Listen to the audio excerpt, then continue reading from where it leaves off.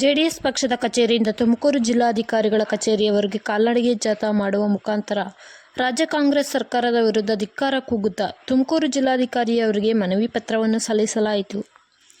ರಾಜ್ಯದಲ್ಲಿ ಆಡಳಿತ ನಡೆಸುತ್ತಿರುವ ಕಾಂಗ್ರೆಸ್ ಸರ್ಕಾರವು ಕಳೆದ 2 ವರ್ಷಗಳಿಂದ ಜನರಿಗೆ ಉತ್ತಮ ಮತ್ತು ಕ್ರಿಯಾಶೀಲ ಆಡಳಿತ ನೀಡುವಲ್ಲಿ ಸಂಪೂರ್ಣವಾಗಿ ವಿಫಲವಾಗಿದೆ. ಇದಲ್ಲದೆ ರಾಜ್ಯ ಸರ್ಕಾರ ಇದುವರೆಗೂ ರಾಜ್ಯದ ಜನತೆ ಮೂಲಭೂತ ಸೌಕರ್ಯಗಳಾದ ರಸ್ತೆ, ಸೇತುವೆ, ಕೆರೆ ಕಟ್ಟೆಗಳು, ಒಳಚರಂಡಿ ವ್ಯವಸ್ಥೆ ಮತ್ತು ಕುಡಿಯುವ ನೀರಿನ ವ್ಯವಸ್ಥೆ ಮುಂತಾದವುಗಳನ್ನು ಒದಗಿಸುವಲ್ಲಿ ಸಂಪೂರ್ಣವಾಗಿ ವಿಫಲವಾಗಿರುತ್ತದೆ. ಇದಲ್ಲದೆ ಬೆಂಗಳೂರಿನಲ್ಲಿ RCB ಕ್ರಿಕೆಟ್ ತಂಡದ ವಿಜಯೋತ್ಸವ ಆಚರಣೆ ಸಂಭ್ರಮದಲ್ಲಿ ಕ್ರಿಕೆಟ್ ಸ್ಟೇಡಿಯಂನಲ್ಲಿ ನಡೆದ ಗಲಭೆ ಮತ್ತು ಕಾಲ್ತುಳಿತದಲ್ಲಿ ಅಮಾಯಕರನ್ನು ಬಲಿ ತೆಗೆದುಕೊಳ್ಳಲು ಪ್ರಮುಖವಾಗಿ ಪ್ರಸ್ತುತ ರಾಜ್ಯ ಸರ್ಕಾರವೇ ಕಾರಣವಾಗಿರುತ್ತದೆ. ಈ ಹಿನ್ನೆಲೆಯಲ್ಲಿ 2 ವರ್ಷಗಳಿಂದ ಯಾವುದೇ ಅಭಿವೃದ್ಧಿ ಕಾರ್ಯಗಳನ್ನು ಕೈಗೊಳ್ಳದೆ ಜನರನ್ನು ವಂಚಿಸುತ್ತಿರುವುದಾಗಿ ಆರೋಪಿಸಿದ್ದಾರೆ. ಭ್ರಷ್ಟಾಚಾರ ಹೊತ್ತಿರುವ ಶ್ರೀ BZ ಜಮೀರ್ ಅಹಮದ್ ಖಾನ್ ರವರನ್ನು ಸಚಿವ ಸಂಪುಟದಿಂದ ವಜಾಗೊಳಿಸಬೇಕೆಂದು ಆಗ್ರಹಿಸುತ್ತೇವೆ.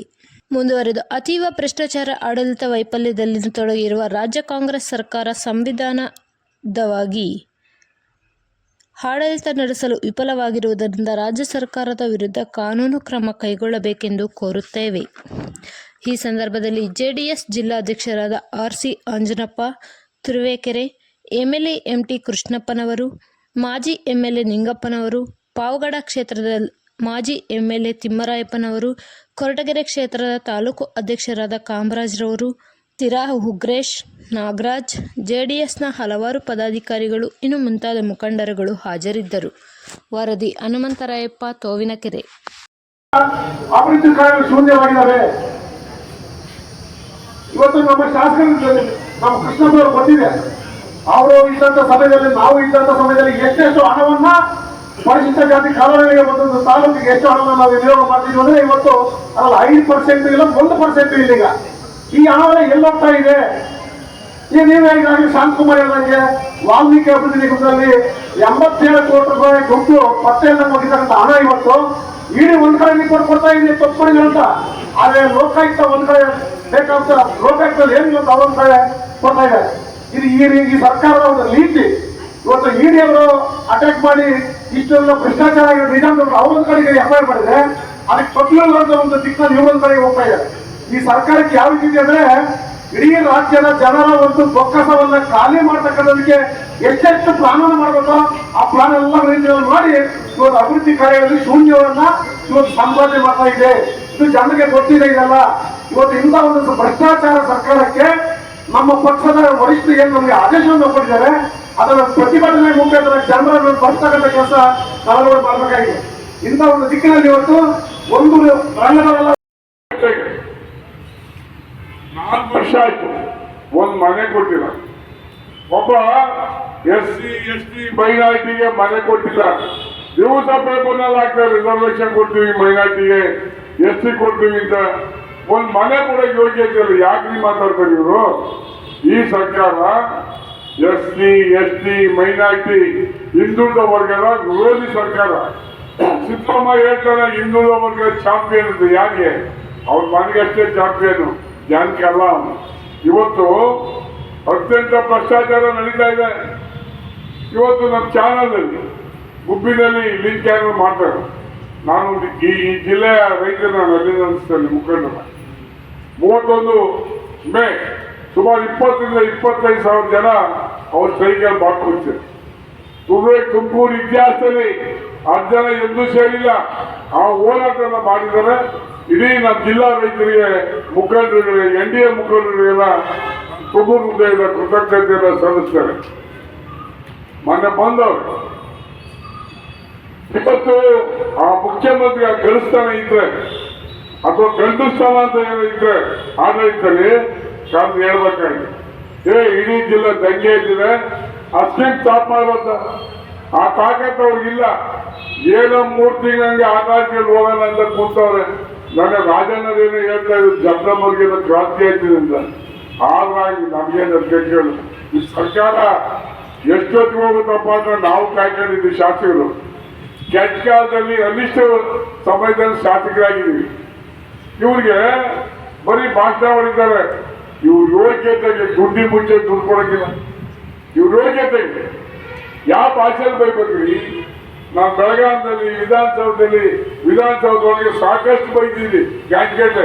ಅದೇ ಹೇಳಿದಾರ ಮೈಗೆಲ್ಲ ಸಗಣಿ ಸೌಕರ್ಯವೇ, ಆ ಸೆನ್ಸೇಷನ್ ಹೋಗಿದೆ ಅವರು. ಇವತ್ತು ಬೇಗ ಕಿತ್ತೋಗಬೇಕು ರಾಜ್ಯದಲ್ಲಿ. ಮತ್ತೆ ಮುಂದಿನ ದಿನದಲ್ಲಿ ನಮ್ಮ ಕುಮಾರಣ್ಣ ಸರ್ಕಾರ ಬಂದು ರೈತರಿಗೆ ಎಲ್ಲರಿಗೂ ಅನುಕೂಲ ಆಗುತ್ತೆ ಅಂತ ಈ ಸಂದರ್ಭದಲ್ಲಿ ಹೇಳ್ತಾ ನಾನು ಎರಡು ಮಾತು ಮುಗಿಸ್ತಾ ಇದ್ದೀನಿ. ಜೈ ಹಿಂದ್, ಜೈ ಕರ್ನಾಟಕ, ಜೈ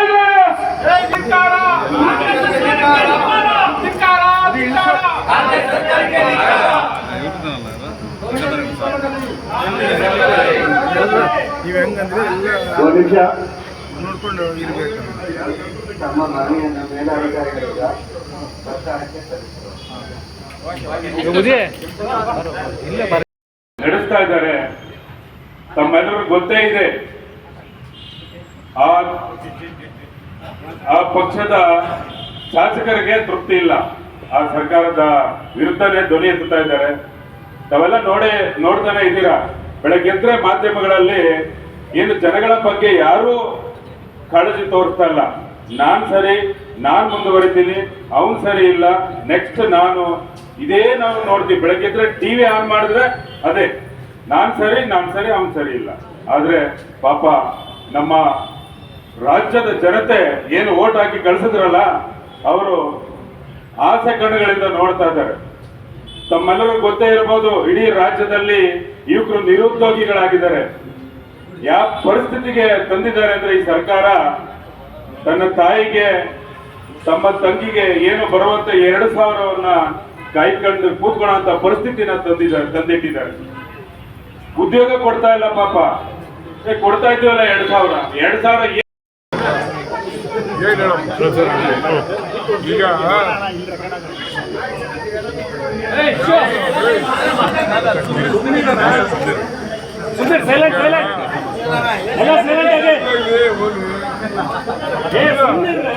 ಕಾರ್ಯ ಮಾಡಕ್ಕಿಲ್ಲ.